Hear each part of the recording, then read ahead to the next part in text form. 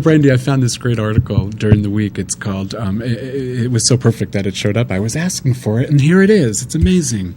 The secret, the power of the secret. That's right. It's not much of a secret anymore. Yeah, I know. It's not much of a secret.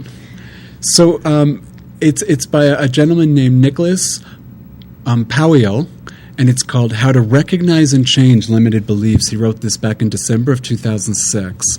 And so I'm going to read a little bit, and then we can talk about it, which is the fun part.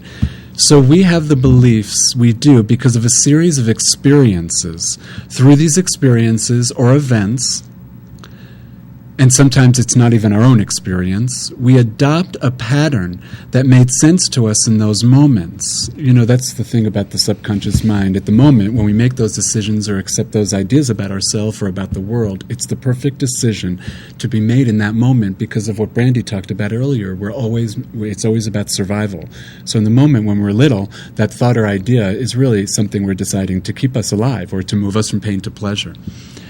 So, not ever realizing that beliefs are a choice that we make, we can choose to change them in any moment.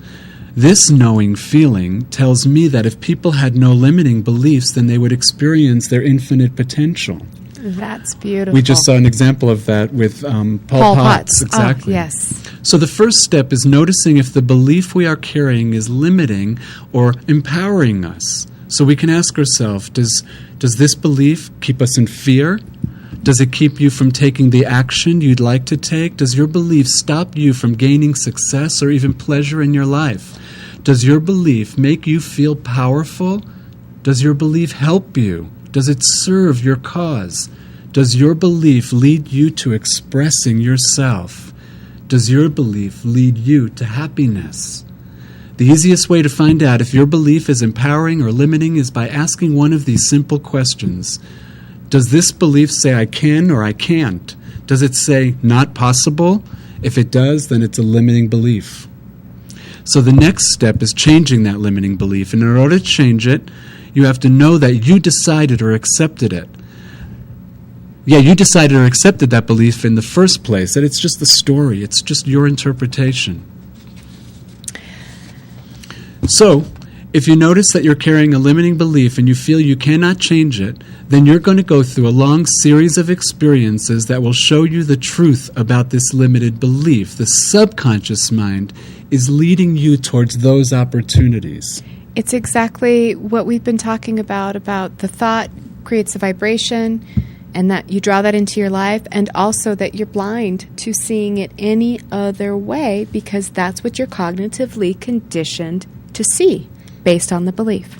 So in other words, this isn't always. The quality of your thoughts is always going to determine the quality of your experiences. Wow. So it's up to the conscious mind. That's all what's going on in the subconscious mind. It's up to the conscious mind to choose again. Like we talked about my story, think about something else. I am brilliant. Just choose a new thought. Therefore, you might as well change the limited thought with conscious effort right now. Just do it. In the blink of an eye. I like the Nike commercial. So the way to enforce this is to replace that old limited belief with a new empowering belief. The best way to do this is to adopt the belief that's directly opposite from the old limited belief. So if you're running, I'm stupid, I'm brilliant. How easy is that? The more precise you are about the opposite, the more empowering it will be for you because intention is the driving force behind all your beliefs. Again, the intention. Yeah, back to that intention and declaring it. Mm-hmm. So also, be aware that the limited belief is not a bad thing. It was there to help you. This is really important. There is always a positive approach to everything we do, and our beliefs were set up to place us there by causing us less pain. Again, moving from pain to pleasure. A friend of mine always calls it the appointment. Mm-hmm. We're always showing up for the appointment. It's a perfect setup. So recognize the limited beliefs are doing their job in helping you. I know in school we always say that all of the parts of us always have positive intentions. There's always positive intention. So when you realize that it's not helping you anymore, then you can move away from it quite easily. You can see through the illusion that the limited belief set up for you, and it no longer serves its purpose. So Yeah. I can hear again, I hear the viewer in my ear that says, but maybe it doesn't really feel that easy. Well, we don't have time to talk about it during this show, but I believe our next show is going to be all about tools that you can use that are actually going to help you do that. Now, last week, Reverend Michael Beckwith said that some people, in changing their thoughts, do it very easily and rapidly, and for some people, it's a little bit harder.